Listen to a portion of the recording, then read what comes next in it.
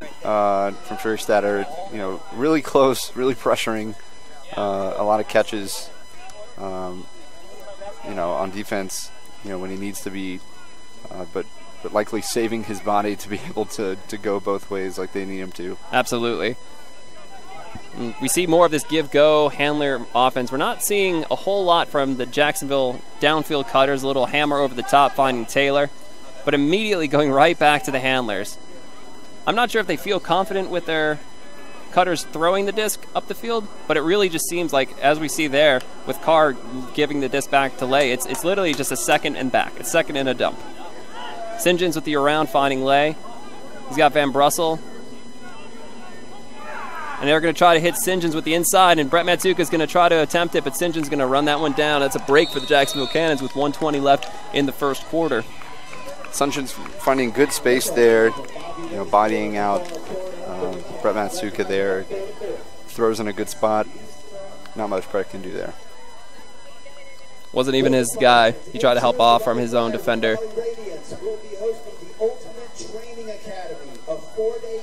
Get another look at this nightmare.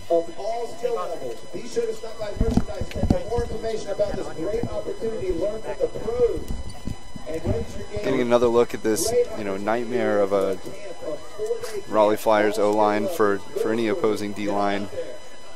Absolutely a tall order to defend players like Fairfax and Jack Williams, Matsuka, Dave Snoke. I just want to mention that we were having some audio and video technical difficulties, but we are hoping that we are back now. So thank you for those of you that have told us and are still with us and listening to both Clayton and I talk. As Noah Saul is going to take a shot here, and Jack Williams gives a look back to the person guarding him, and he's able to catch it. An impressive grab right there over the Cannons defender. An impressive grab and an impressive catch-up speed by the Cannons defender, but Jack just goes up strong like he always does and comes down with it for a very efficient offensive point.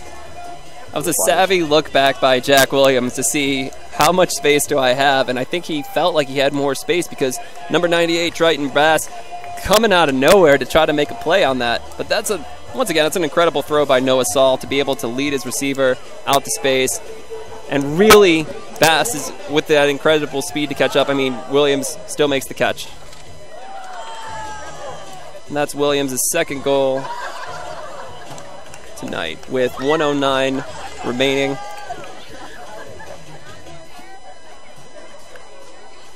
Justin Allen, his signature flick pull, going to float nicely to the center of the end zone. Looks like Bennett Wacob and Andrew Roney back for the Cannons. Lays downfield at this point. And a missed throw there, finding the arms of Jakeem Polk, the former Cannons player. And Raleigh having a chance to take a shot here with Noah Saul finding Matt Bode. And he's able to toe the line for the break. The Pennsbury High School teammates, best friends, Matt Bode, Noah Saul. Break for the Raleigh Flyers.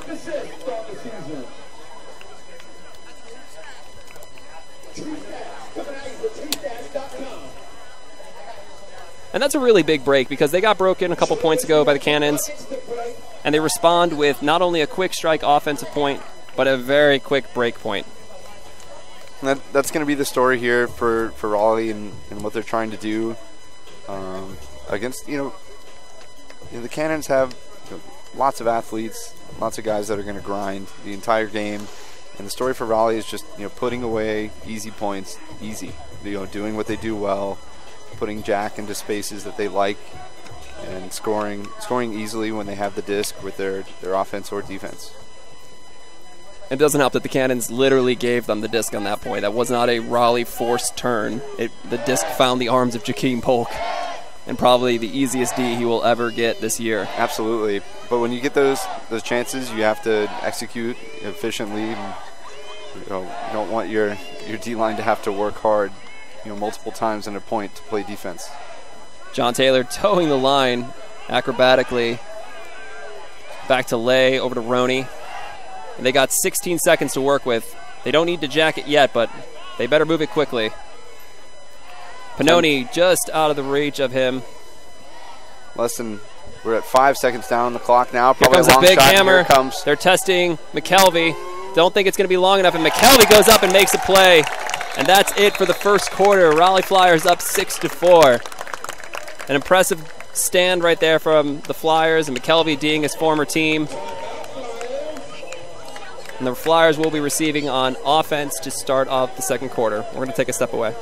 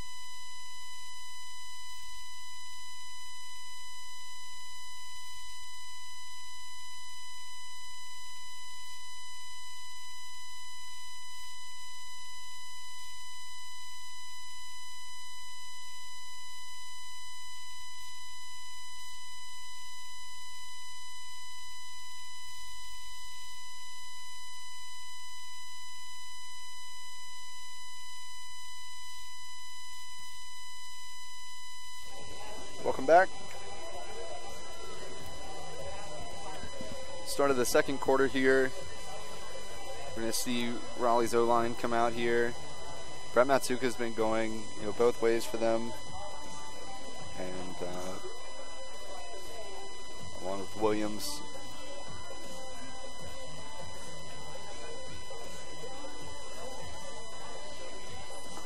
A little more handling power on this line than some of their lines.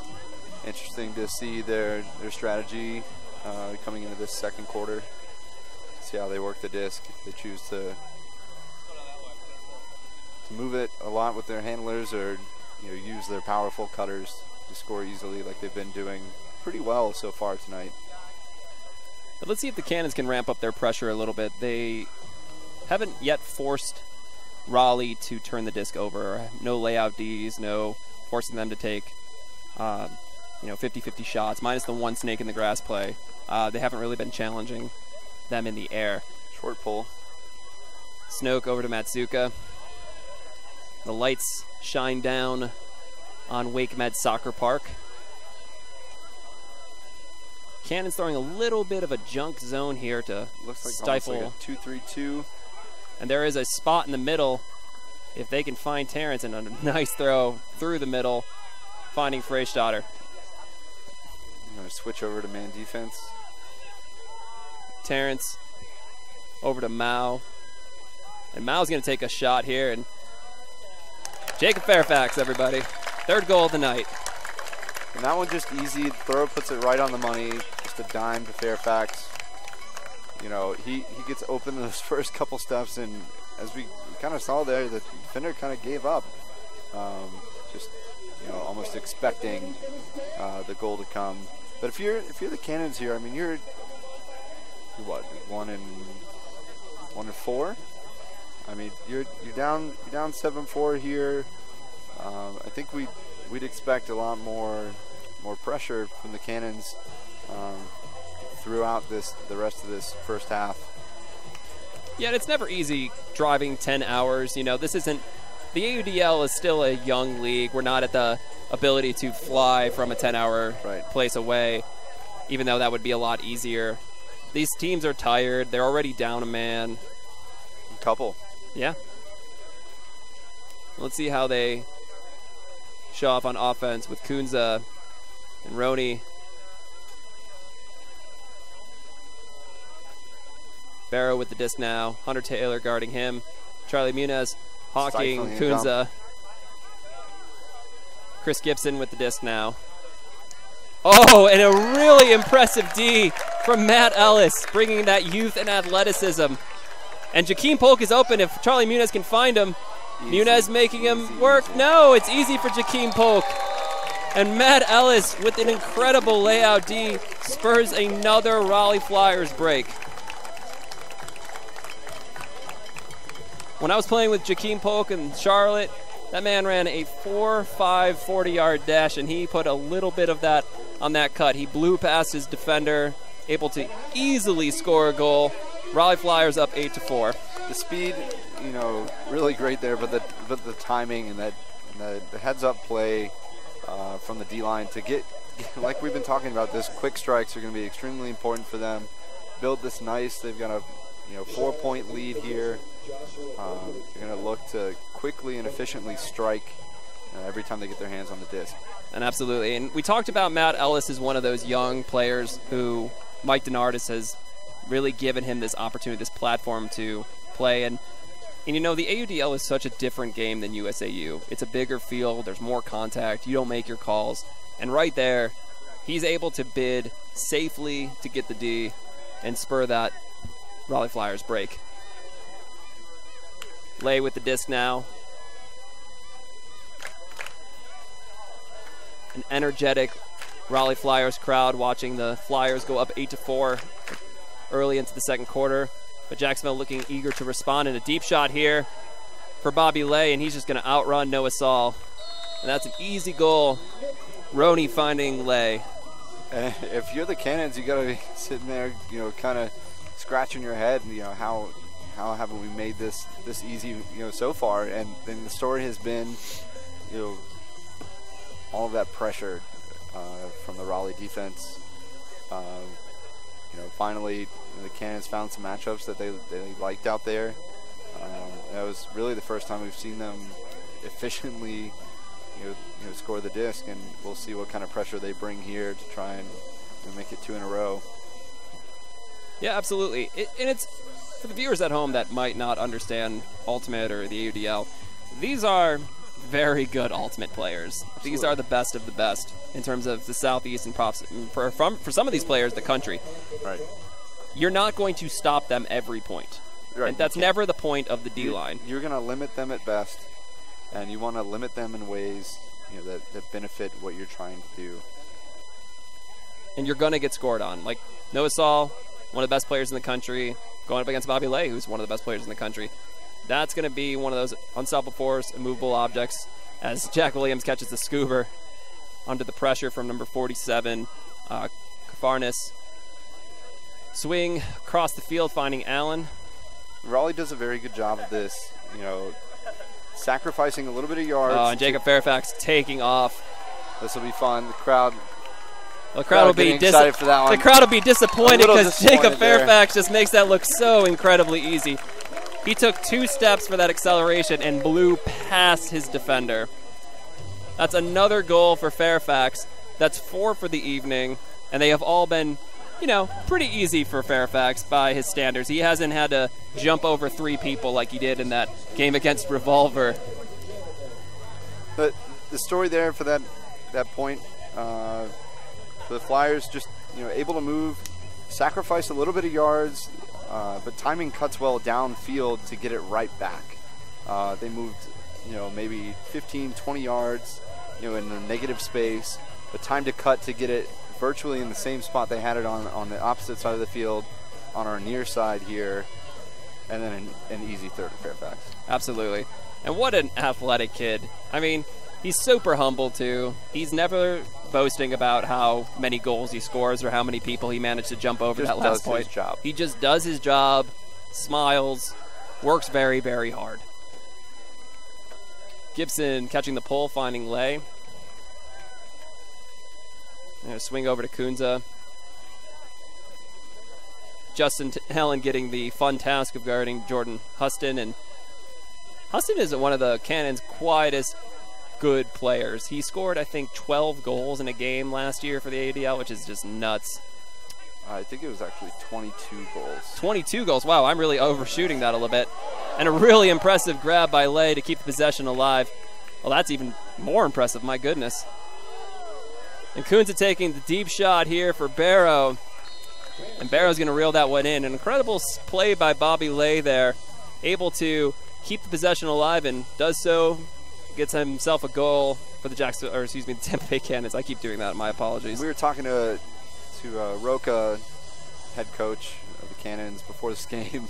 Joked around about trying to beat Misha deep, and they did it there. Really good throw, just on the money. Just beats him around. There's only so much. It's a lot of airspace, but there's still a limit to it. I'm not saying, as a fellow tall human, that throwing deep is something that we don't like when we're defending cutters. But unfortunately, when the disc has that much velocity, we're probably not going to catch up to it if our defender's faster than us. Right. And right there, Misha, he's in a good position. It's just that throw is really good. Tampa Bay pulling the disc here. One of their deeper pulls this game, but still not reaching in the middle of the end zone like the Flyers have been able to do. Uncharacteristic drop.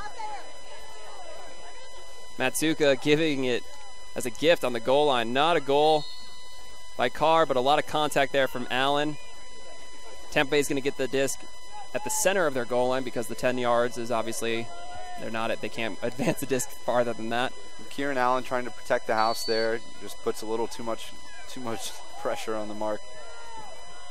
And it looks like Carr is able to get the disc to Chard, and a goal for the Cannons, and that's an uncharacteristic drop. We've seen two uncharacteristic plays from savvy veterans from North Carolina State, ultimate veterans, but that stuff kind of happens. Drops are going to happen, throwaways are going to happen. It's all about limiting them.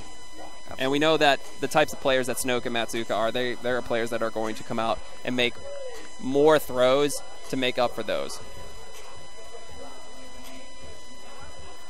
You hate to turn it over against your own end zone there, but we'll get a look here at Raleigh's O-line. McKelvey, Matsuka, Jack Williams, Terrence Mitchell. Yeah, and it talks about the faith that the Flyers head coaching staff has in their players. There's no need to immediately take them off if they mess up like that, and it sends a message that, hey, it's okay. We know you messed up. Oh, and a really big bid by the Cannons' Ryan Chard. Trying to stop that first throw. And sometimes you don't even have to touch the disc in that situation. It's enough, a player standing still, you're barreling towards them. It's enough to distract the person fielding the disc from making the catch. That sounds like you're speaking from personal experience there, Clayton. Mao moving it to Matsuka, throwing it very high for Misha Friestader, but not high enough for him not to make the catch look easy.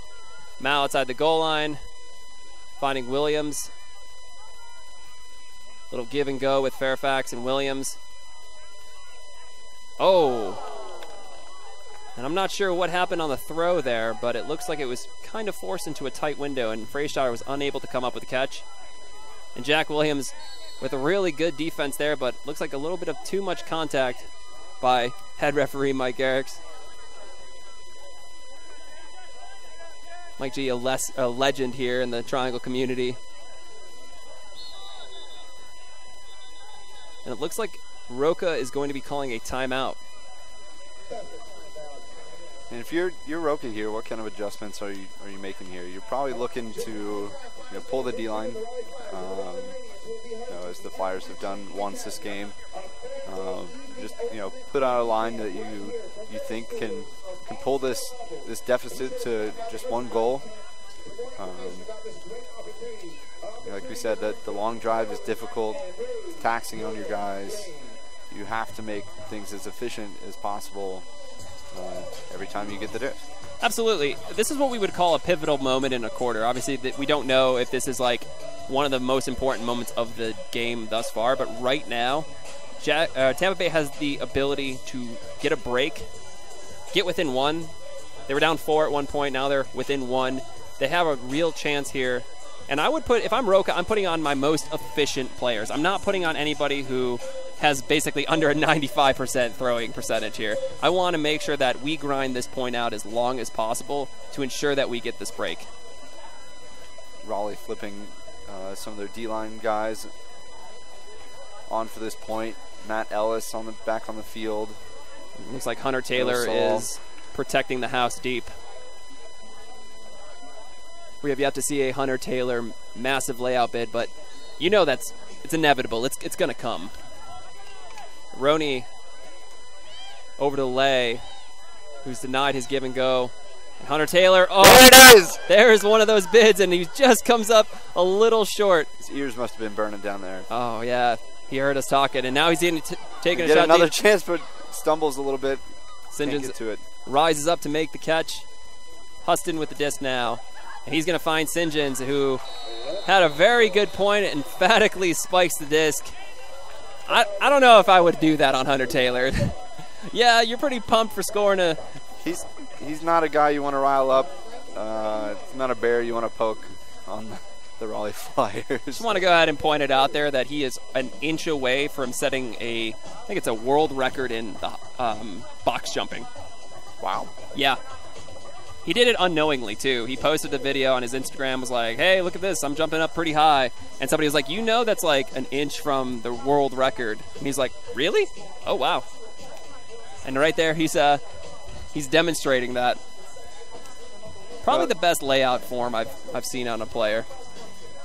Yeah, tough break there. You know, he's looking, he turns his head to the disc, hears his teammates, call the up call, and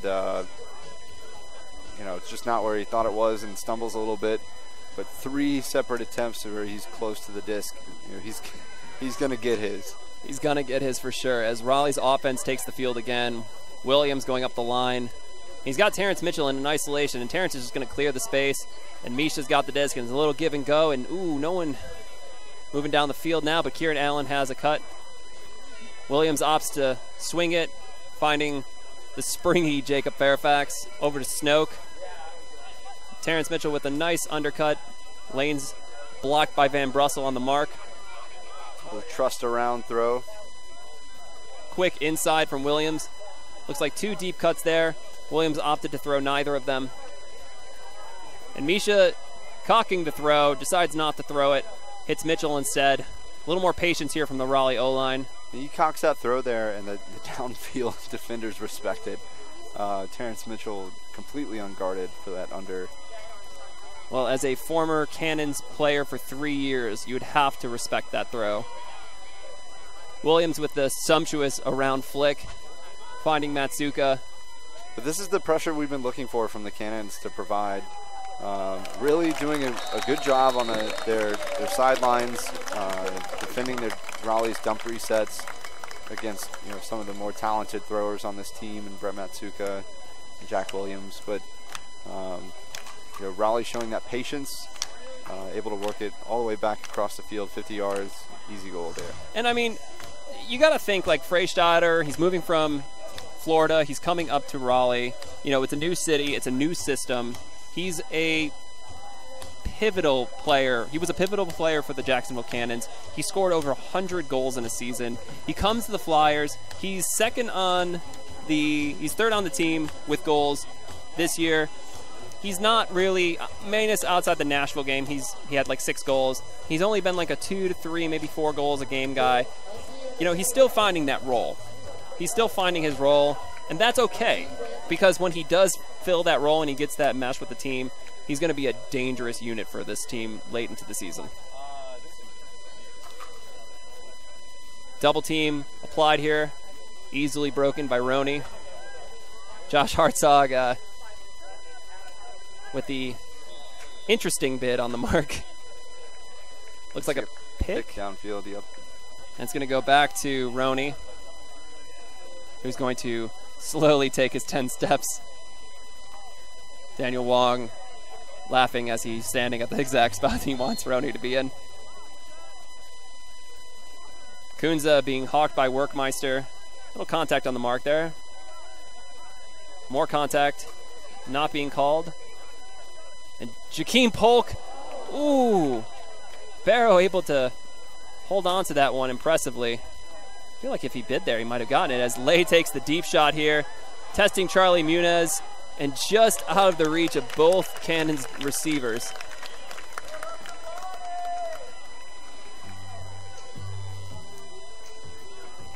And that's honestly like the first real deep shot to not an open receiver that we've seen the Cannons throw. That's mostly a shot that we've seen in Cannons years past. As Hartzog finds Muniz with the disc. And Charlie Muniz is going to take a shot for Johnny Lynch. And let's see the springs by Lynch. Oh! And he rises up to take that. It's an impressive catch over Chris Gibson, a much, much taller defender. Johnny Lynch, he wowed the Raleigh Flyers at the Combine this year with some impressive layouts. He has some serious hops. Really well. Time jump there. I'm not sure he was expecting. He got faked once by Muniz. Muniz just putting it up to him anyway, trusting him to go up and make that play, and he does.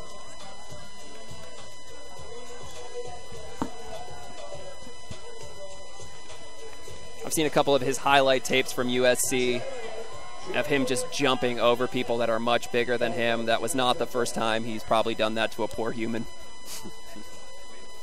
He just has to add Chris Gibson to the list of people he's done that to. Hunter Taylor with a pull, and not his best one. Still gets it to the Cannons goal line. McKelvey and Saul. Matt Bode going to guard Chris Gibson. Low throw. Pannoni safely lets the disc get to his offender. Barrow with the disc. Unable to find somebody, and ooh, Jake Mao, so close.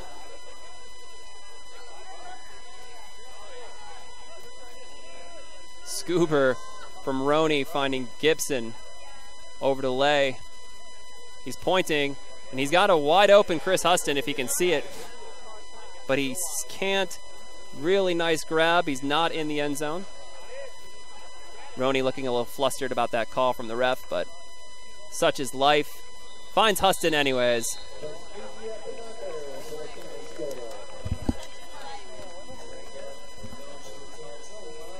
And they sneak that one in, just at the lip of the end zone.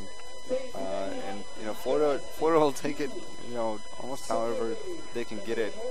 With Huston able to just get open, they're going to trust him to make that play. Roney with his third assist on the night. Huston with his second goal. 11-9 with 3 minutes and 37 seconds. And I feel like, credit to the Cannons, they haven't looked like they've been playing really impressively tonight, but yet they're still only 2 points away, so that does speak volumes to their consistency. They've only gotten broken a few times, and they were gifted a couple of turnovers by the Flyers. If they're going to come back in this game, they're going to definitely need to be able to cash in on those opportunities.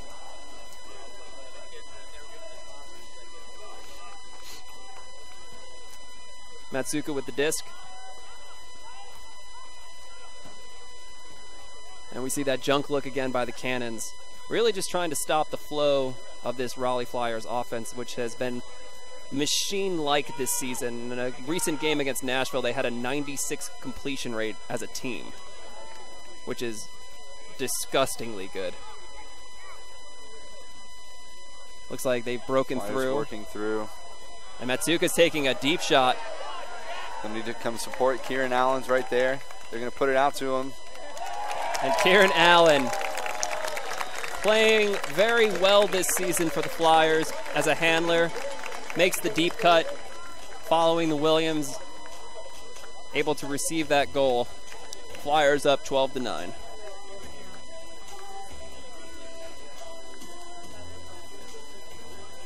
Just under 3 minutes left in this half. The Cannons will really look to likely stack a few lines to try and draw this back to within one or two. What kind of adjustments do you think we'll see here in these last few points, CJ? I think that right now the Cannons need to focus on stopping Raleigh's deep game. I don't think that they're staying in their zone long enough. And I mean that it's not very windy right now, so of course you don't want to throw a zone on a team that has good movement with over the tops, especially with the scoobers and hammers that Matsuka and Williams have. But you want to see more bracketing. You want to see more decisive defense and commitment to those deep cuts. As we see Barrow with the disc now. And that's really what's going to be. Lay finding the disc, and Matt Bode with a really, really nice bid. An impressive catch there from Roney. Huston finding Kunza.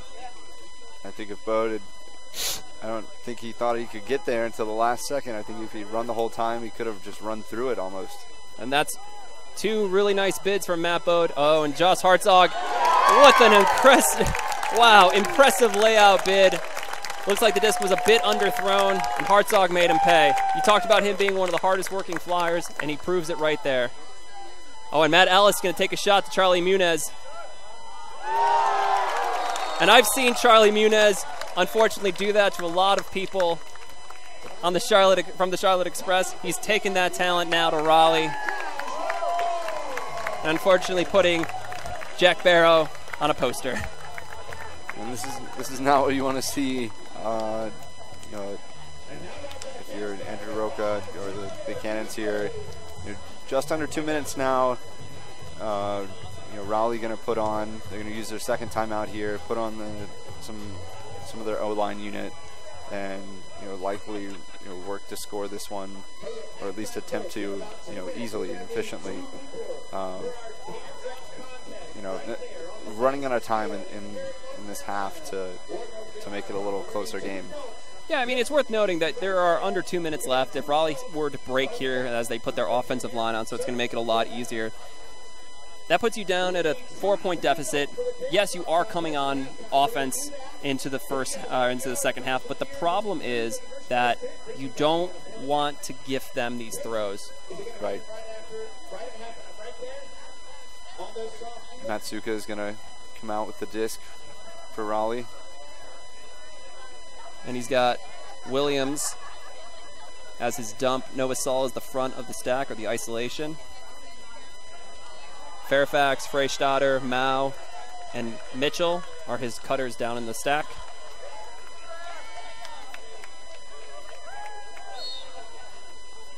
Matsuka faking the break side throw, going force side up to Williams. And a quick dish. Buttery throw from Matsuka, finding Williams, who dishes it quickly to Terrence. And the Raleigh Flyers have a goal in under about 5 seconds. That's what we're talking about. That obviously using the timeout there helps them with their efficiency, but if they get the disc again this half, or in a scenario later in the second half where their D-line needs to score, they're going to look for their D-line to have the same kind of efficiency to keep the Cannons at bay. No pun intended, but oh my God. If they're going to maintain this lead, they're going to have to maintain their efficiency, which we've seen so far through this half. Absolutely. And might I say that pun is one that a teacher and me can appreciate. Well done, sir. Well done. All right, Raleigh's D-line coming up, and Justin Allen's pull. I will say he has the second most impressive flick pull I've ever seen. Really? Who would be the first? Oh, Player Pierce. Member of the Atlanta Hustle, who will grace us with his presence in a few weeks.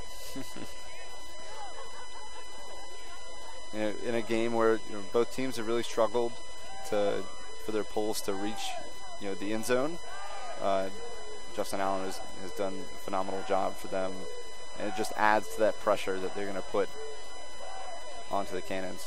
Absolutely. If you can get your opponents to start as far back as possible, that means that they're going to take more throws to try to move the disc, which obviously gives them a higher chance to turn the disc over.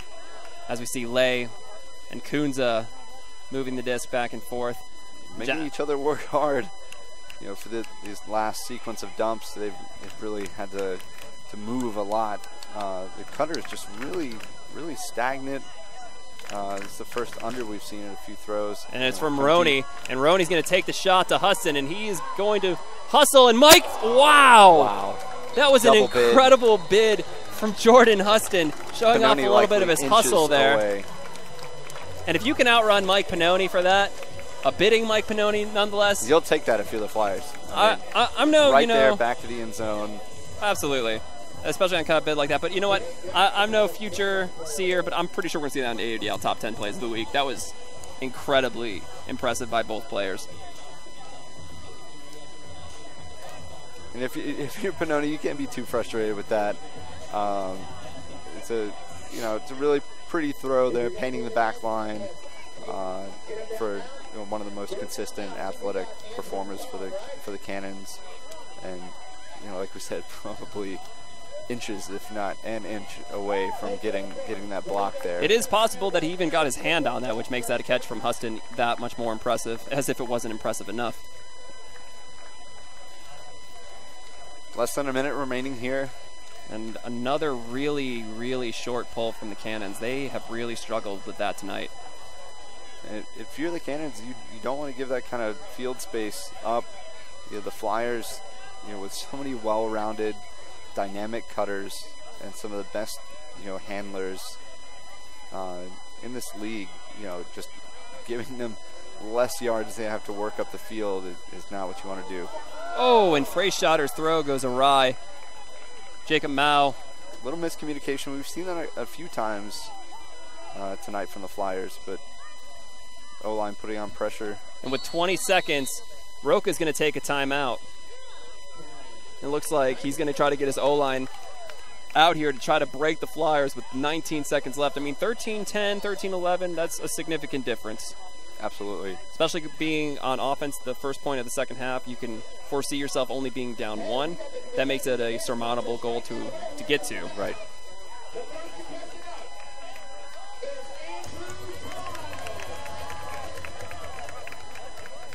So the Flyers will look to force the Cannons to move the disc back and forth, and then if you're the Flyers, you want them to take a last second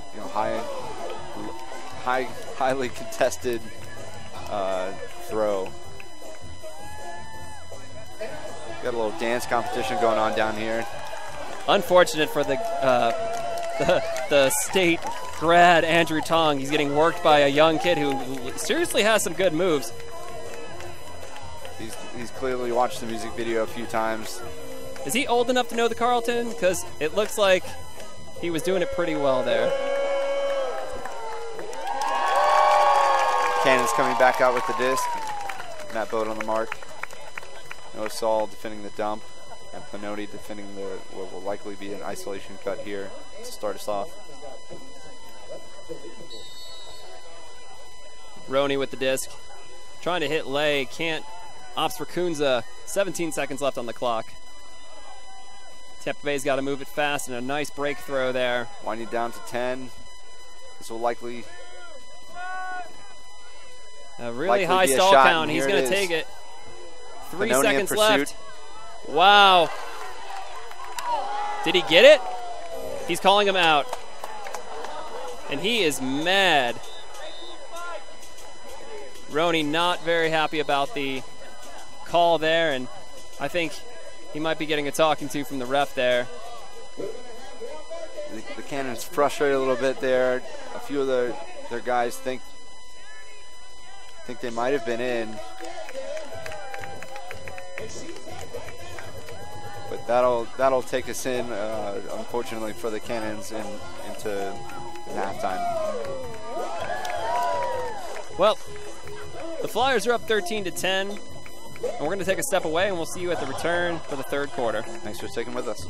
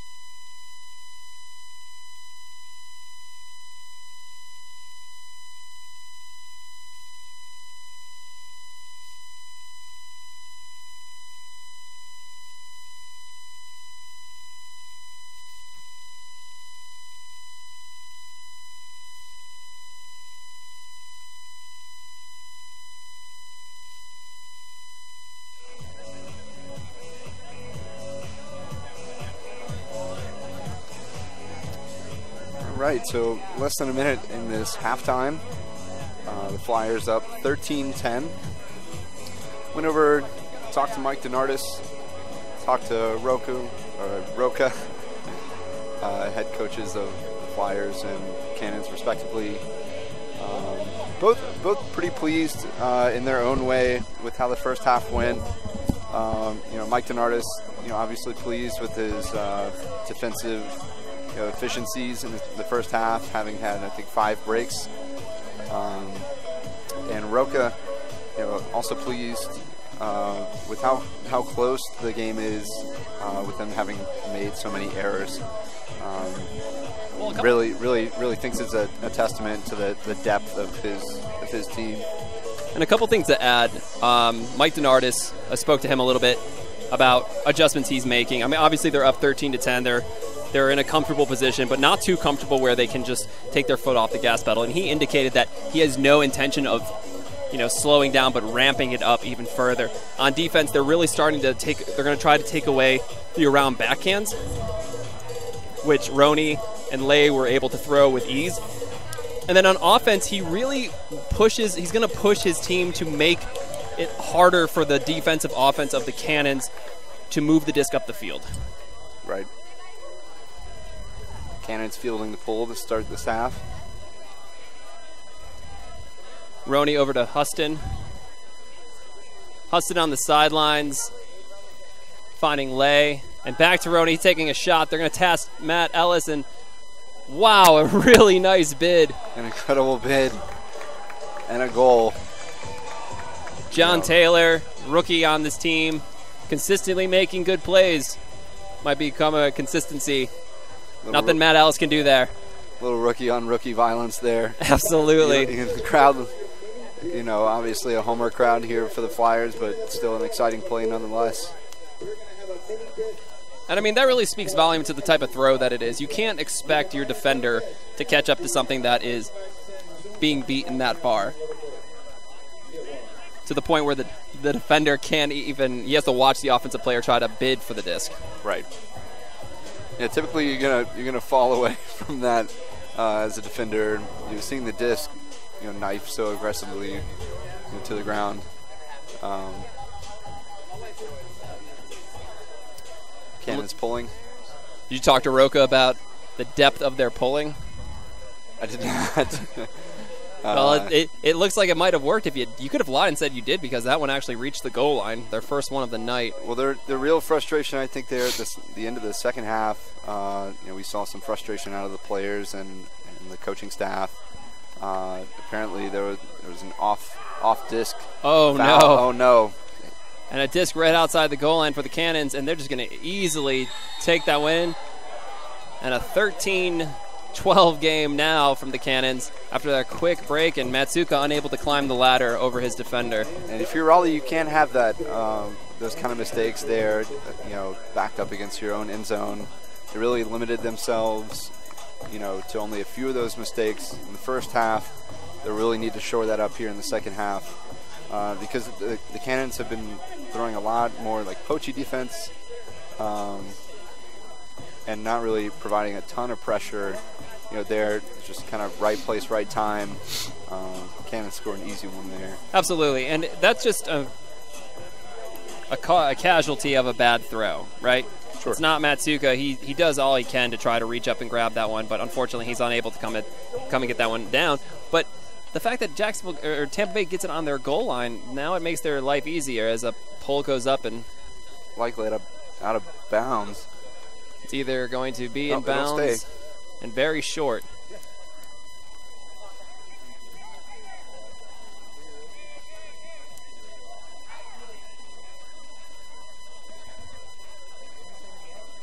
The Flyers moving the disc side to side. Matsuka finding Snoke.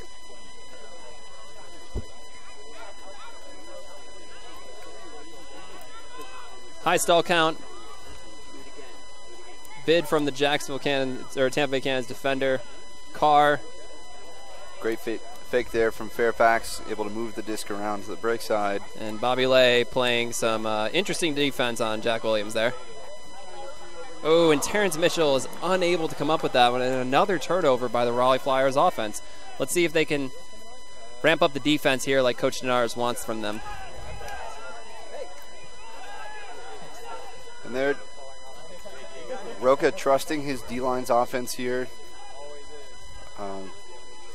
Testament to his faith in their depth. And, of course, as we say that, Roca in Rex Ryan fashion calling a timeout and resetting the flow. So maybe not as confident as he might feel. In that position, you give him a few chances to score the easy one, not use up a timeout, especially so early in this half. But Cannons will put out an offensive line here and test what will now be a Raleigh defensive line. Absolutely, and the caveat obviously being that the Raleigh Flyers get to put on their 7 best defenders, and they are able to try to stifle this Tampa Bay offense. And let's see if they'll go to Huston. Roney with 4 assists tonight. He's been their shooter. He's been making life difficult for the Raleigh defenders. And he'll be the one picking the disc up.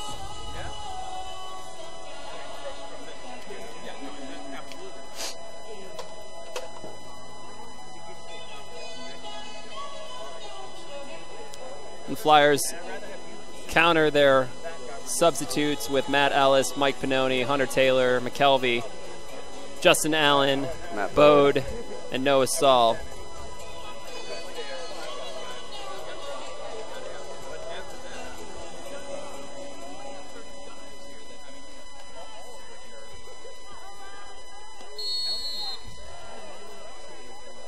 And a really nice around flick from Roney finding Huston.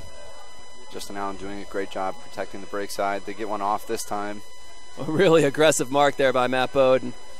He really wants that D. I talked to him at halftime, and he said that he had 4 fingers on one of those layouts that Roney was able to come up with. A little bit of a pick. Looks like McKelvey was knocked over. So it looks like Tampa Bay is going to be moving back 10 yards. A little confusion between the downfield people. Oh, it looks like actually an integrity call here by number 31 McKelvey saying that there was no pick. Just going back to the original spot of the call. Ooh. Unable to reel in that around. And Matt Bode's taking off deep, and Noah Saul opts to not throw it, finds Hunter Taylor. Matt Ellis just completely unguarded. His mark catching up now. Power possession for Saul. No deep cuts. Pannoni eventually taking one. He has a big under if Bode can find him, and he does. Matt Ellis continuing to grind, streak deep. Oh, he's got it. If Pannoni wants to take it, he opts not to. Bode with the disc. Pulls 2 Tampa Bay defenders there. Hunter Taylor unguarded. Searches downfield. Hunter Taylor throws. What a throw. Very pretty hammers.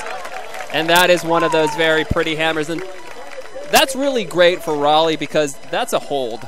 We forget that these D-line guys are on here. They were subbed onto here for the O-line. They did the right thing. They stopped the offense of Tampa Bay of progressing up the field. They get the D, and a really impressive hammer from Hunter Taylor. Well, and they provide that pressure, and they make it extremely difficult to perform the simplest of functions, which is just dump resetting the disc. If you put on pressure over and over again, you're gonna force mistakes. You're gonna force guys to look over their shoulder, check where their defender's at, and not just focus on the disc and getting it easily off the line. So nice work there, and Raleigh really able to abuse and take advantage of the poacher defense. And I think the Raleigh hanger forgot that that's not actually a break as they smash a bucket into 1,000 pieces. But good on them. Consistency is good. The break bucket, a favorite of the hanger here. Roney, forgetting that ultimate was needed to play there, complains to the ref to no avail. And Barrow able to reel that one in. Johnny Lynch stifling pressure there. Kunza looking for the around. And I'm sure Mike DeNardis is not pretty thrilled about that. Oh, my God! Wow, Johnny Lynch. We've said it once this game. We're going to say it again here. The Springs. Just absolutely filthy. Wow. There. Everybody who's missed a layout D in this game, take notes. He caught his defender, who had steps on the break side. That should have been an easy bucket for Jordan Huston, and unfortunately Johnny Lynch said, give me that. Charlie Muniz with the disc now. He's got Jock Polk. Can't get it to him. Finding Workmeister. Workmeister over to Hartzog, and Hartzog is going to try to take a shot. No, Charlie Muniz stops his cut. Oh, and Hartzog with his first turn of the year, and unfortunately it's right to Barrow. And the travel called. Perhaps a quick goal, but no, it's a travel call. So Barrow is going to actually lose 10 yards instead of a goal here. Raleigh's going to get a chance, and they get to reset here. Jakeem Polk is kind of on an island here, finds Chris Gibson to guard. Lay to Gibson. Little confusion here from the Flyers. Looks like they're back on the same page with their force. Looks like their force is backhand. Swing back and forth between Lay and Kunza. And Lay does what he does best. Short, little, decisive upline cuts. Gets the goal. Jacksonville within one. And you honestly hate to see that. I mean, Josh Hartzog has been very efficient all year, and unfortunately does not see a poaching defender in the lane. Almost gifts Tampa Bay a Callahan. Tampa Bay able to cash in on that opportunity. But we have to go back to that just incredible bid from Johnny Lynch, making up that space on the break side for them. Just incredible. Like I said, he's repping Gamecock Ultimate. Finished off his season with his college team this year at the Atlantic Coast Regionals. Definitely one of their best players. Played on Cash Crop last year. Impressed a lot of people at the Flyers Combine with bids just like that. He's a fun guy on the sidelines. He's a fun guy to play with. Hopefully we'll be able to see a lot more of him in the future. Flyers with the disc. Kieran Allen faking the scooper, opts to throw the swing to Snoke. We see a little bit of that 3-3-1 junk from the Cannons here. The handlers of Raleigh are not impressed and will opt to wait for the right throw, and the scooper is always the right throw in my opinion. Jack Williams unguarded. He's got Jacob Fairfax all by himself, and Jacob Fairfax is literally just running around with his hands out to the side. Matsuka doesn't look even at him, throws it to Mitchell, and Mitchell's going to take a shot here. And Jack Williams has St. on his back with Perales guarding, and oh my God. Jack Williams doing what Jack Williams is going to do. Dishes it back to Kieran Allen. I'm going to wait to describe that play when the Flyers score, which they do right now, and Jake Mao emphatically spikes the disc. That catch from Jack Williams was absolutely magisterial. That was incredible. The way he jumped over not one, but two Cannons players. Incredible. And the team play there, you know, obviously the grab, incredible from Jack Williams, but the team, mentality there from Kieran Allen and from Jacob Fairfax, following the play, making it easy, low pressure throw after Jack Williams just absolutely annihilates those defenders. I think the Flyers, I know the Flyers have run this drill in practice called the dump and run, where you assume that the disc has been hooked right outside the goal line, and you basically run a certain formation, set play almost, and it looks like it was run right there. Kieran Allen getting the dump, and then he finding Jake Mao for the goal. Flyers up 15-13 with 5 minutes and 45 seconds left in the third quarter. Tampa Bay doing a really good job of staying in this game. Raleigh needing to kind of flex their muscles a little bit defensively. Correction there real quick. Jacob Fairfax hauling in that easy goal for Raleigh Flyers.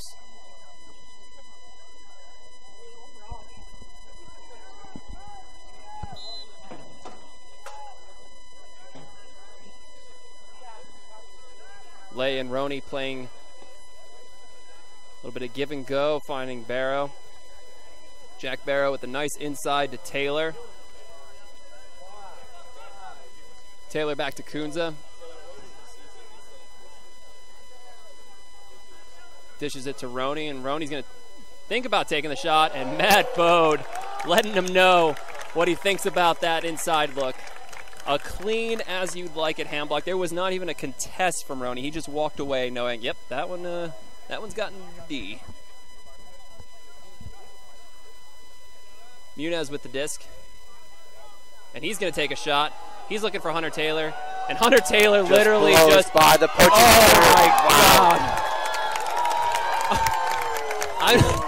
Oh, my goodness. I don't even know what to say. What kind of bids are we seeing here tonight? That is incredible.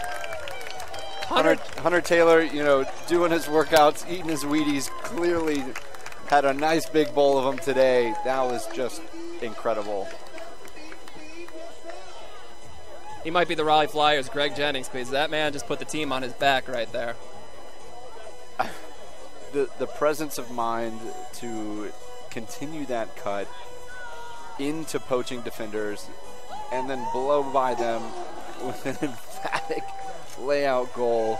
We have seen the trust that the Raleigh Flyers, instill in each other and their playmaking ability here tonight has been very impressive. I honestly don't even know if that Cannons player even wants to try to play again after that. As being the poach deep defender, he's like, oh, perfect. They've hucked it. I'm going to just run onto this easy. Oh, what's happening?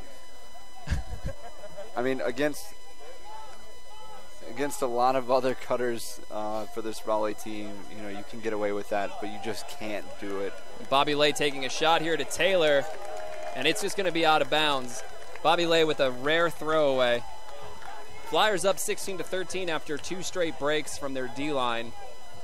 Noah Saul going to pick up the disc, and because that disc went out before the goal line, he's going to walk it up to the approximate area that occurred.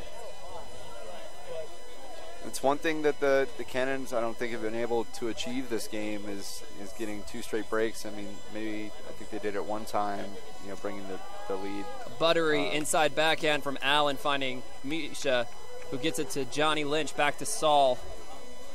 Great cut by Brett Matsuka, and he's got Misha if he wants it. He does not. He opts to throw it to Jakeem Polk. Polk with the disc, finding Matsuka. Matsuka fakes the hammer, scoopers it to the 6'7" behemoth out there. He's got Bobby Lay on him. Nothing against Bobby Lay. He's an impressive defender, but you can't teach height.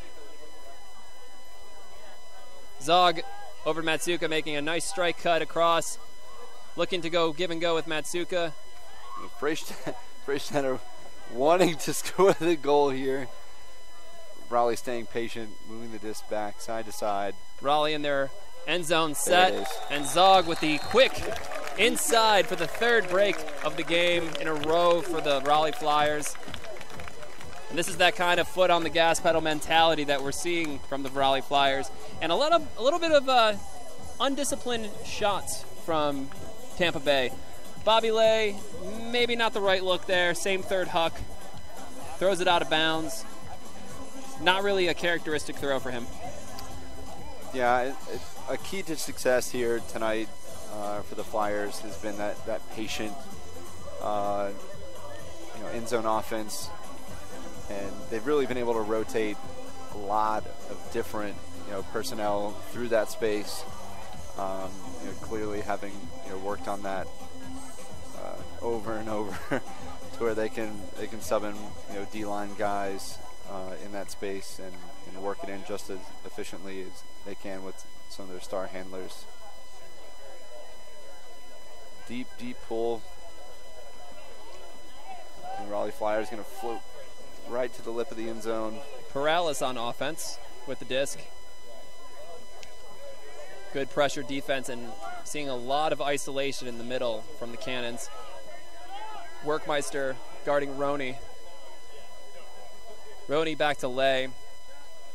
And what we've seen all night, this give-go between Roney and Lay and Kunza, occasionally hitting downfield targets. Barrow being Carr, the recipient there.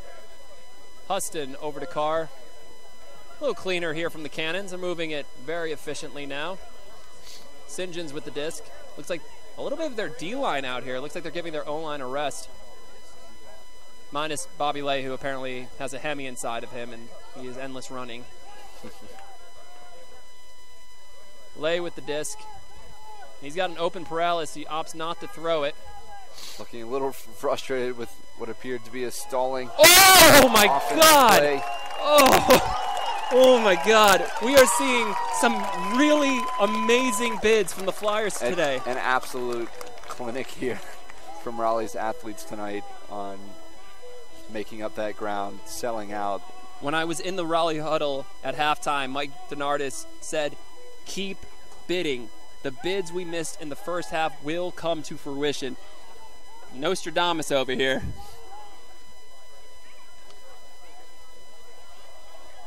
And Matt Ellis opting not to hit Workmeister. Finds Andrew McKelvey. McKelvey's going to say, I'm going to take the shot to Charlie Muniz. He's going to send it. And Charlie Muniz, 7 times out of 10 comes down with that. That's one of those 3.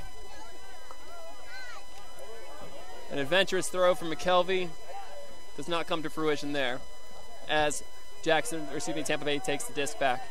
A little bit of house money mentality there from the Raleigh D-line. With 1 minute left in the third quarter, which has seemed to have flown by, Tampa Bay needing to score here. Huston and Van Brussel back as the handlers. Ellis guarding Lay, trying to keep him at bay. Roney looking for Carr, guarded by Workmeister downfield. Hits St. John's. Hunter Taylor on him. Contact from Hunter Taylor, but the refs are going to let him advance. 30 seconds left, and Lay is going to take a really, really blady flick and finding Carr. And a goal for the Tampa Bay Cannons with just over 20 seconds left in the quarter. And it's something we've seen a lot from the Cannons defense, kind of collapsing into those 2/3 of the field. This field so wide, so difficult to defend every inch of it. So we'll see a lot of that defense collapsing into the side of the field where the disc is, and Lay able to see cross to the other third, make it easy.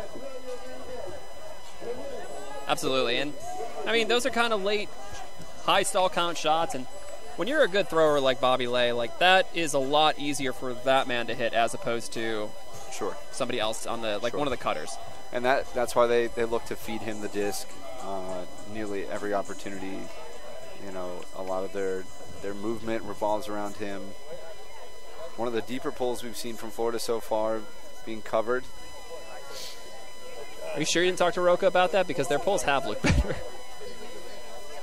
No, didn't mention it to him. I'm sure he probably took notice of himself.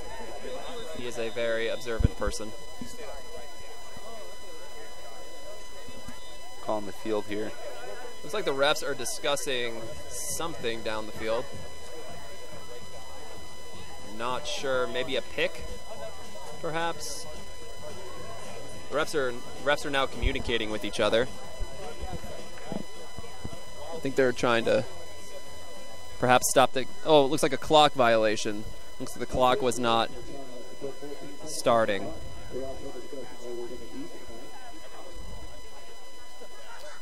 Looks like the clock didn't start quite on time there for the start of this point. And Raleigh's going to have 14 seconds to move the disc down the field. It's not quite time to bomb it to Misha or Jacob Fairfax, but you know it's coming. It's coming. It's an interesting line. And there goes Misha going deep, and once again, perhaps some sort of call here.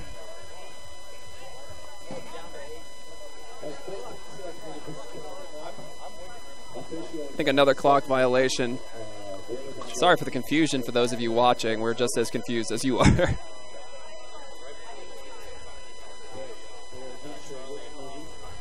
Officials are discussing what appears to be the timing of the clock starting here. Trying to get it right.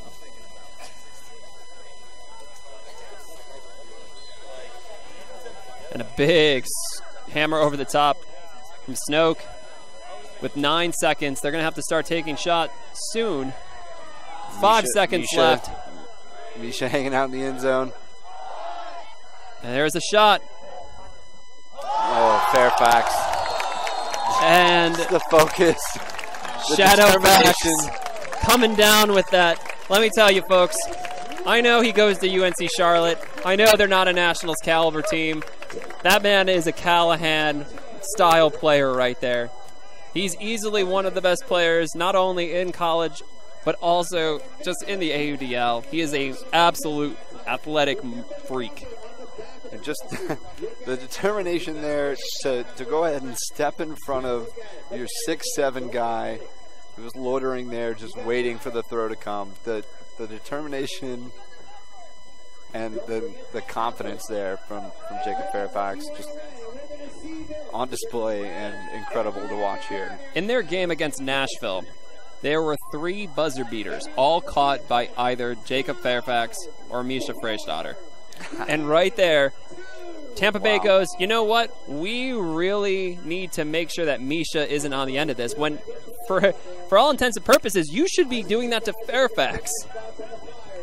But I guess when you have an offensive line that's as stacked as having Jack Williams and Jacob Fairfax and Misha Freistadter, you can only double team so many guys.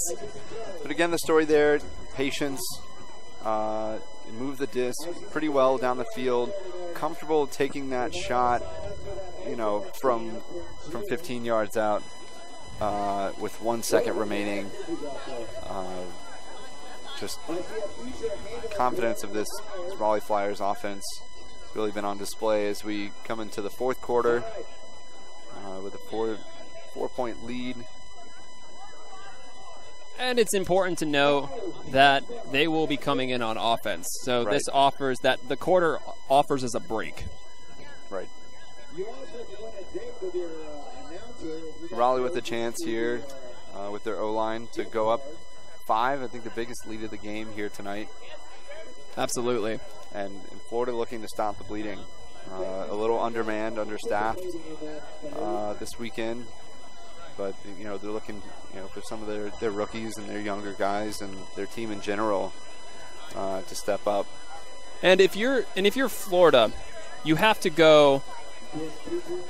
It looks like there's a violation from the last point, perhaps some sort of call because the Flyers are standing at their brick mark and the Cannons are pulling from the back of their end zone. But speaking on to this situation, you have to think that it's a 10-hour drive back to Jacksonville tomorrow. You cannot expect the Cannons to, you know, go home with their tail between their legs. There's 2 ways that this can happen. They can kind of, you know, not play hard and kind of let Raleigh do what they want, or to really flex their muscles here, look at each other, and say, we need to go out there and make this a game. And it starts with this defensive point right here. If they get a D here, that kind of sets the tone for the rest of the... Matsuka being Snoke. Again, they're not afraid to lose some of those yards with the talented throwers they have. And Williams catching that hammer, finding Allen. Allen back to Williams. Over to Matsuka. Raleigh's real patient. Oh, and a really, really dangerous bid right there from St. John's. Really the first one we've seen so far this game. And we talked about how Tampa Bay is going to have to start making a play, and some of those plays shouldn't be like that one. It's good to see Misha be able to stand up. Little 3-man offense here. Jump cut from Jack Williams. Misha in the set as well. Misha more than likely going to clear out, maybe let Jacob Fairfax go to work, and Fairfax is going to go. They forgot to guard Misha, and he's going to dish it easily to Jack Williams for the goal. Like you said, this has been a pretty relatively clean game. We see some really impressive bids from the Flyers in the third quarter. Right. It is a shame to see, you know, such a, you know, not clean bid right there, and hopefully that's all it is. We don't see any more of them.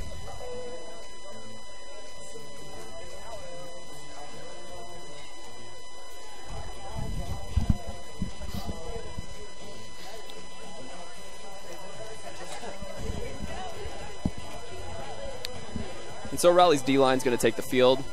Jakeem Polk, Justin Allen, Noah Saul, Ryan Workmeister, Josh Hartzog, Matt Bode, Hunter Taylor. Odds of one of these guys making a ridiculous layout bid here? High, low? I'd say pretty high. I mean, Raleigh's really looking to put this game away, strongly. Obviously in the lines they're calling here. Up 5, still putting in your defensive starters. Hunter Taylor runs down to cover a pull. I mean, Raleigh clearly looking to put this game away. And Huston just going to accelerate past Allen. And a really impressive grad. He's not actually in, but he's just going to put a nice patch right through to Jack Taylor. And a goal quickly for the Tampa Bay Cannons. And that's really what they need to do on offense. They need just to move the disc quickly. If we're Raleigh, though, this is what we call kind of blood in the water mentality. Right. The opponent's down 4 or 5. They're going to start taking shots soon. Not right now. There's still 10 minutes, 38 seconds left. There's still enough chance for them to make a game with a couple Ds. But as the quarter progresses, Tampa Bay is going to claw their way back in. Exactly. They're going to start taking more shots, and that's when Raleigh has to pounce. When the Cannons start to take more shots, that's when they're going to have to pounce. Right. Justin in decent position there. Elects not to make what probably would have been, a dangerous bid into the back of, a player who wasn't really, seeing or expecting that. So again, just an impressive showing of athleticism while keeping the game really, really clean thus far. And a good pull there from the Cannons. Giving Williams all the space he needs. Williams with the disc now. Finding Matsuka.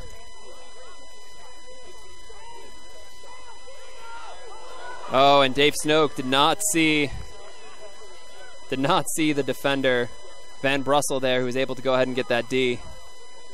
And another turn on the goal line for the Flyers. Let's see if they can stop them. Van Brussel with the disc. Guarded by Williams. And Carr's able to reel that one in. A little bit of contact from Misha. Looked like he was just trying to slow down. And a quick goal from Tampa Bay, and we have a 19-16 game with 9 minutes and 55 seconds. And that's what Tampa Bay needs. If Tampa Bay wants to make this a game, you need an end just so you can easily punch it in very quickly. Right. And being a little undermanned with some more of their experienced players, they're throwing a little bit of junk, kind of hoping for those mistakes almost, and getting pretty lucky these first few points.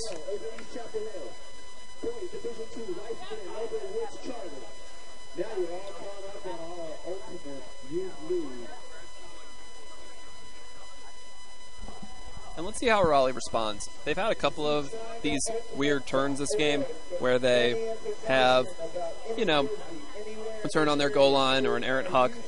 They usually respond pretty nicely. There was that one in the second quarter where the Cannons were able to rip off a few breaks in a row.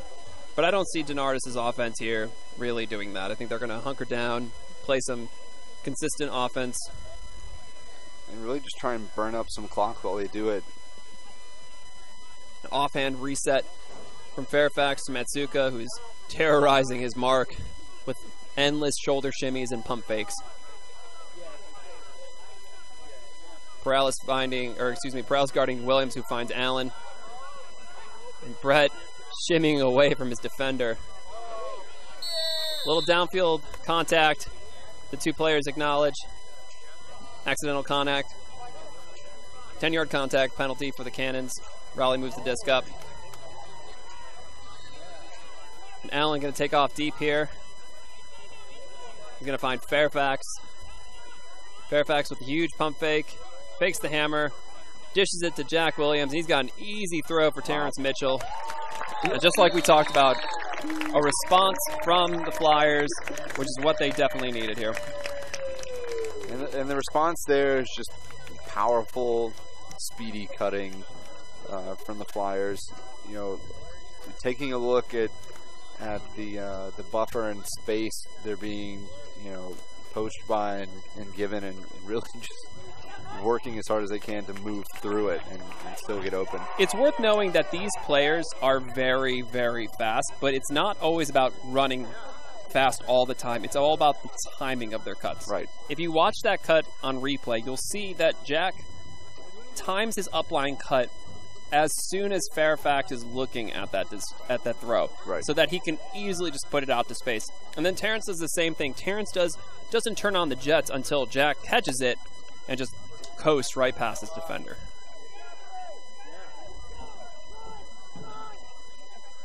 A pull there from the Flyers.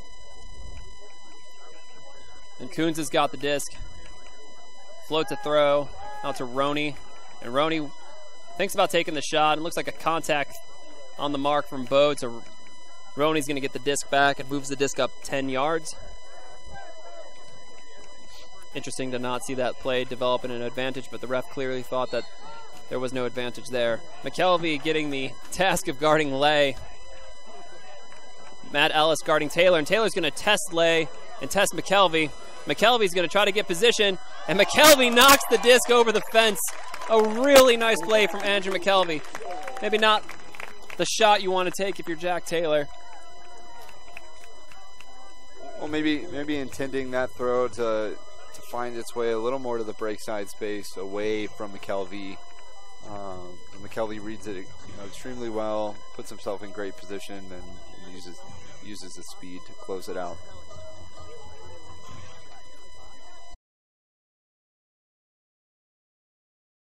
Impressing the Raleigh staff and the players. People call him, very underrated because he doesn't do the sexy things. He's not out there to do the sexy things. He's doing the hard work. He's out there guarding their team's best player and getting Ds. He's 100% completion rate in games thus far. He's been a really nice addition for the Flyers. As Bode finds Munez, who's got open Johnny Lynch. Johnny Lynch looking to swing the disc. And it looks like a timeout called by Mike DeNardis. Looking to get that offense back on and secure this break for the Raleigh Flyers.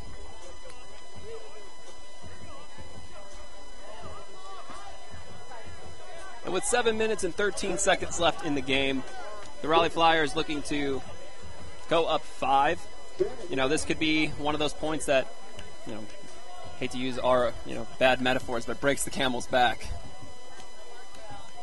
The 2-point swing here, it being 20-7 versus 21-16, that's big here, especially mentally here late in the game. So, likely a good call here. Go ahead and put the offensive unit out here. Let them try and put away an easy one here.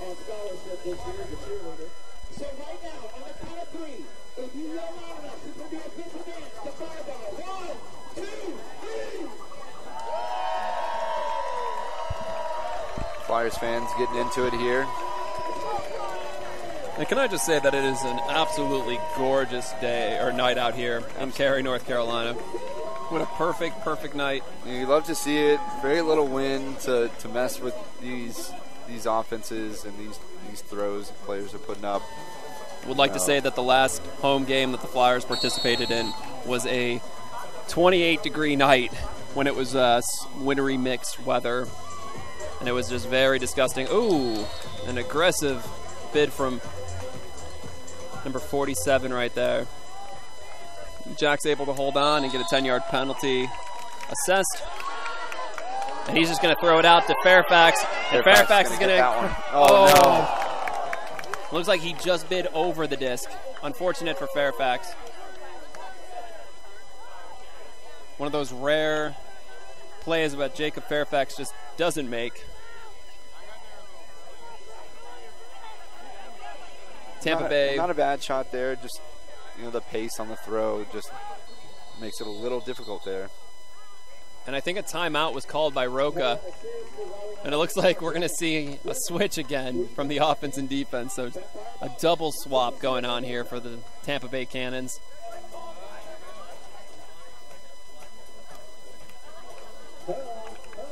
And it's good to note that this is actually a hold point for the Tampa Bay Cannons. This is an important hole.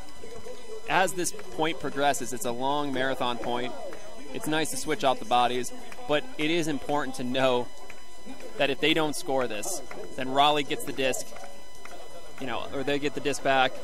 They're up 4. They have the possibility of going up 5 with under 6 minutes left to play in the game. It's getting to that insurmountable time and distance.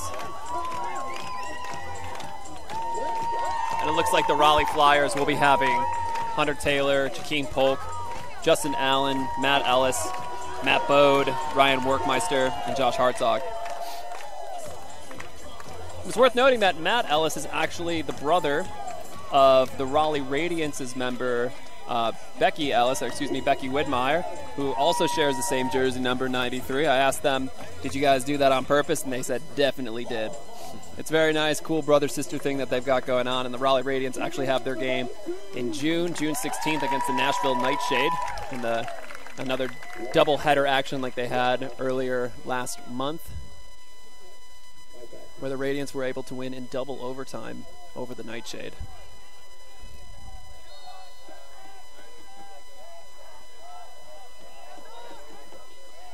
Bobby Lay able to reel in that very high bladey throw from Roney. Matt Bode doing his best job trying to stop that. Workmeister guarding Kunza. And the typical Cannons going give and go between Kunza and Roney. Over to Sinjins. Sinjins finding Barrow. Ooh, nice catch there by Kunza. And Roney's got the disc, and he's going to opt to take a really, really long throw. And Hartzog not able to come up with that. They handshake. And Lay's got the disc outside the goal line. Not the best angle there for Zog to take to the disc. And Lay with a little quick movement there. Must be laundry day because he just put him on spin cycle. Oh, you hate to see that. Must be a good jab step to get rid of Zog right there. Josh Hartzog, big time defensive presence here. He's one of those guys. He's a heartbeat for their D-line. He's going to grind. He's going to put pressure on every time he steps on the field. Almost getting a D or block down back towards the other end zone. He's going to be in guys' heads the entire time. Absolutely, and he's not the person who's going to get frustrated by that, but he's going to use that as a growing point for the next time he's on. Right. He's going to go out there and say, okay, I didn't get that one, and then he beat me for a goal. It's not going to happen again. It's not going to happen again. Kieran Allen fielding the pull. Brett Matsuka back. And Kieran Allen just going to rock it out of the handler space and allow Jack Williams to fill. Jack has Terrence Mitchell on this side, and Jacksonville applying their junk set, the 3-3-1. Fairfax has somehow snuck behind the defense, but Raleigh opting to not throw it to him. I'm not sure they saw him there. Freyshotter sees him on the under. Now he's going to take a shot. Deep. And Kieran Allen going to try to reel this one in. Oh! Great bid by Kieran Allen. Unfortunately, can't haul that one in. So close. A fingertip catch attempt there from Kieran Allen, who's made some spectacular plays this year, both offensively and defensively. And a big shot here. Oh. That's going to be a foul, likely. Yeah, Dave Snoke just trying to pull out in front. And accidentally trips up the Cannons player. And unfortunately, that's one of those incidental contact penalties that it's not malicious, it's accidental.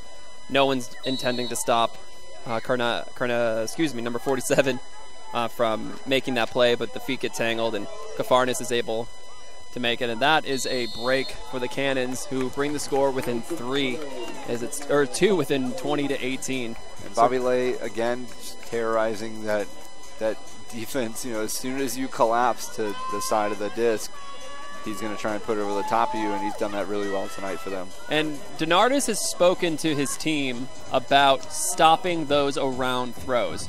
And unfortunately, the problem is that they haven't been able to they haven't been able to stop the arounds as much as they would like to. Right.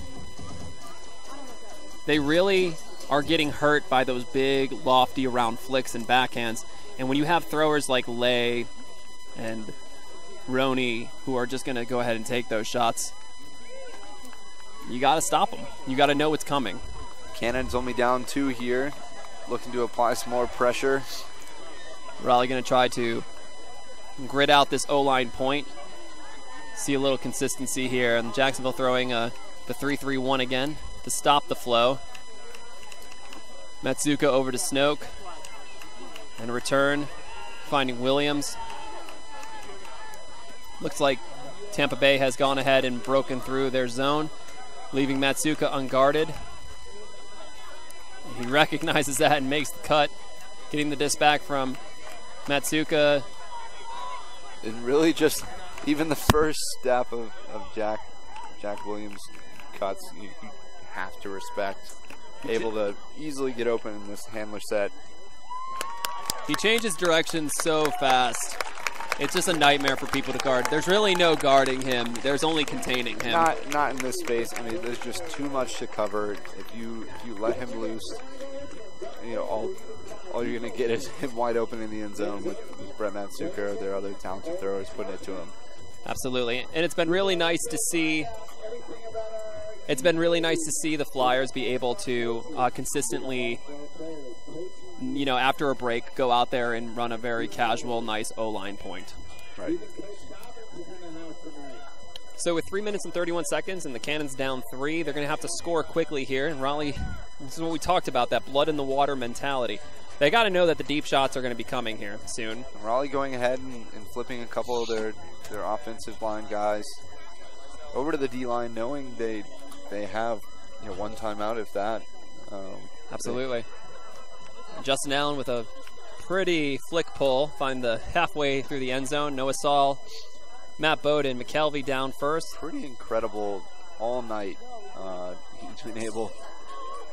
Oh, Pinoni a tip on that scuba, and by Matt Bowden. Mike Pinoni is real close to reeling that one in.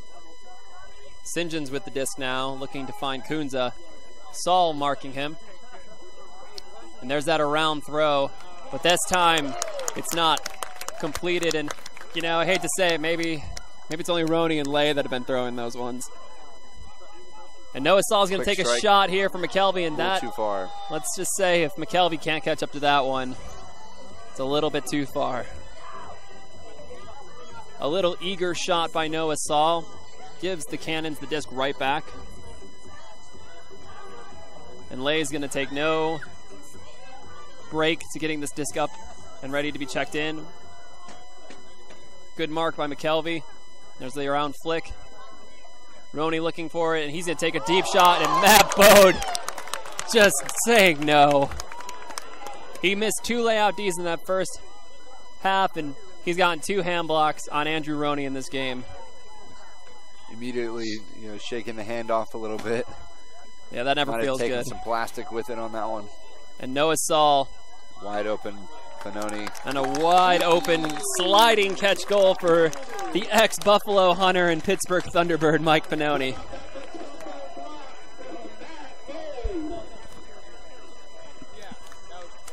Flyers up 4 here. Couple minutes left. Gonna likely see, you know, some exciting, you know, quick offense, you know, from the Cannons, and you know the Flyers looking to contain those looks, putting out a pretty athletic D-line here. Freystatter, Jakeem Polk, Hunter Taylor, Brett Matsuka out there for some hands. Also an excellent handler, defender. So they're going to look to contain here.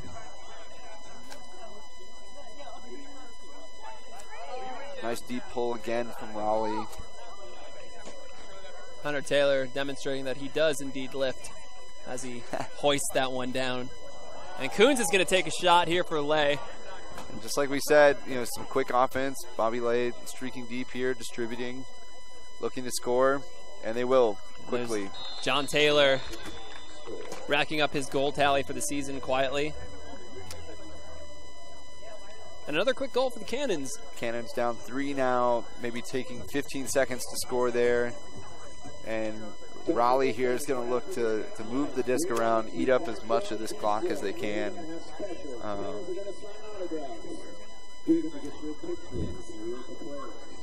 Freistatter back out in the field. Absolutely, and if you're Raleigh, there's really no rush. You should take as long as you can to grind out a clock here. Absolutely. Threaten deep, with Freistatter and get him getting easy ones under and distributing for you. And then he's there if they turn it over, for the long bomb from the Cannons. And by no means does that mean not try to score, right? That just means make sure that you're throwing 100% throws. A lot of good teams echo that in their team huddles when you're like, hey, we got to make sure that we're hitting the right targets, as a double team's applied by Tampa, and Dave Snoke just casually bombs a 40-yard hammer. Jake Mao with the disc. Freistatter hanging out deep now. Kieran Allen getting the disc. Kieran Allen and his fresh new haircut this season. I mean, that's really got to be the talk of the season for him. The talk for him has got to have been his breakout season here, playing a ton of minutes for this offense. I mean, you were his teammate on state. What game have you seen, evolve from Kieran Allen? Kieran's doing what he's always done. There's just space for him this year. As a really errant swing pass is intercepted by Lay, Scuba over the top. We're under a minute here, and the Cannons are down 3, so they're going to need to start taking some shots here. And Raleigh just a little bit lackadaisical. And it looks like a goal for the Cannons, 22-20 with 48 seconds.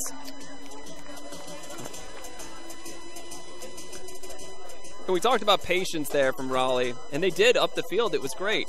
Right. And then one errant throw from a poaching defender to spot, and the Cannons make them pay. Freistatter, Williams, Fairfax, Justin Allen, Matsuka, McKelvey, Noah Saul on the field for likely what Raleigh is hoping to be, one of their last points here. Absolutely. And hoping to put this one away. And if you want to be able to ensure that you're going to walk out with this 2 or hopefully a 3-point victory if they can score, having the disc in the hands of your most consistent players is going to be key in them. I can guess that's why McKelvey's out there right now. Again, Florida just struggling. Is that probably trying to put a little extra on that to pin Raleigh back, but just unable to barely get it past half field. Matsuka able to move the disc before the Cannons are able to even set a mark on there. And they're just going to play back and forth. We talked about consistency, and there's McKelvey.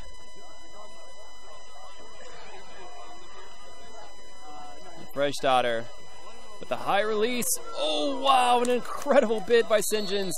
A contact on the catch, and Jacob Fairfax, he's caught some impressive goals tonight, but that is a really important grab to ensure that possession stays for the Flyers, because even with 30 seconds left, that could be enough for the Cannons to make a game out of it.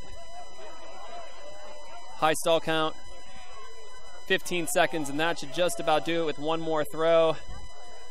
Brett Matsuka hungry here, wants to score one more. Got to pat the stats a little bit. And a big throw with 3 seconds, 2 seconds, and a buzzer beater. McKelvey getting the point that he certainly deserves. The Flyers take the game 23-20. An impressive display by both teams. A gritty, hard-fought game filled with amazing bids from the Flyers.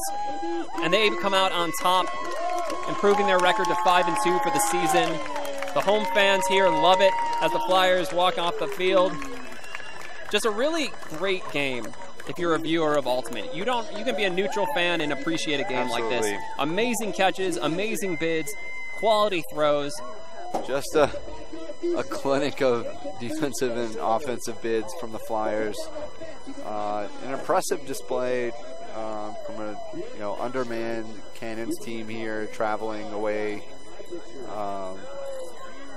that leaves them at 1-5. But likely some things they can build off of here through the rest of their season. Absolutely. So, well, for Clayton Carey, I'm CJ Colicchio, and we leave Wake Med Soccer Park with the Raleigh Flyers improving their game total for the season to 5-2. It's been a pleasure. Thank you so much.